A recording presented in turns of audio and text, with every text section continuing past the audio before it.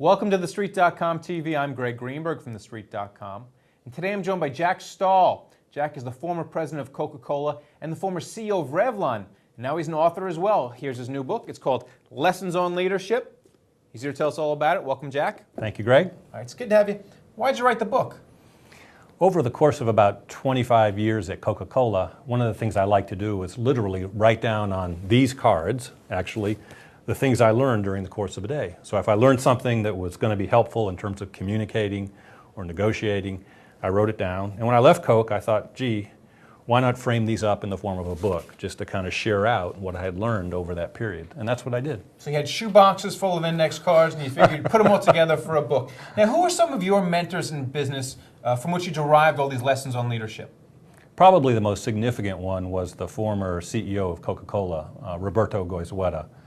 And he taught me a tremendous amount about setting a long-term vision and being very, very focused on the details of the business. And that's really kind of concrete actions that I've outlined in Lessons on Leadership. Is that one of the biggest takeaways, to be detail-oriented? You also talk about visibility as a big thing in the book. I think the key thing that I learned from some great leaders was to be situational in your management style. On a given day, you might be focusing on the long-term picture and where's the direction of the business for the long term. And by the time the afternoon rolls around, very focused on detailed execution. So I think it's a balance between the two. That's a balance. You also probably had to balance a lot of decisions between finance and marketing, because you came up through finance as the CFO of Coke, and you also spent some time at Arthur Andersen. How did the battles between finance and marketing, with all their dreams that you actually have to spend some money on, how did those battles work out, and how did that factor into the book? One of the key things that I try to point out in the book as it relates to finance, and that's an important part of the book, is as a finance person, I think if you can have the mentality of service and then control, providing service to the marketing people or service to the manufacturing people, as a finance person, you're going to be in a much better position to ultimately have the controls that you want.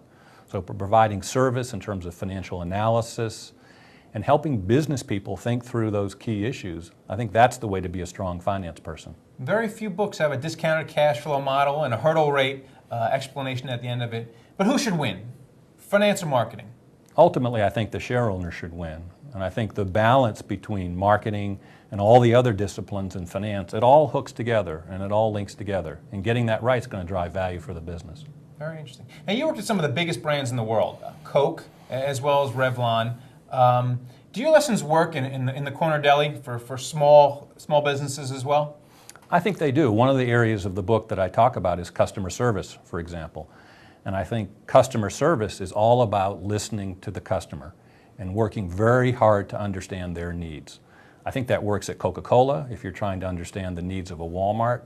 I think if you're in a corner deli and you're trying to understand the needs of people that are in your deli every morning, it's very important. It's about listening and understanding the customer's needs in both cases. Interesting. And finally, about motivation, which also falls under the role of leader. At Coke, you oversaw one of the greatest periods of growth. Stock price ran up during the 90s. But at Revlon, from 2000 on, the stock price declines. It's seen a lot of troubles. How do you motivate during the great years and then when things aren't going as well?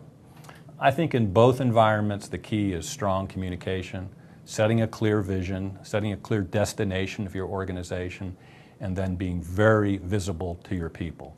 One of the things I point out in Lessons on Leadership is it probably takes 3 to 4 times as much communication day in and day out with your people as you think. So if you think it takes 100, a degree of 100, make it 300 or make it 400. And that's the way I think to help move an organization towards success. All right, well, thanks for communicating here with me today. Jack Stahl, he's an author, Lessons on Leadership. And I'm Greg Greenberg for TheStreet.com TV. Please come back. Thanks a lot. Thank you, Greg.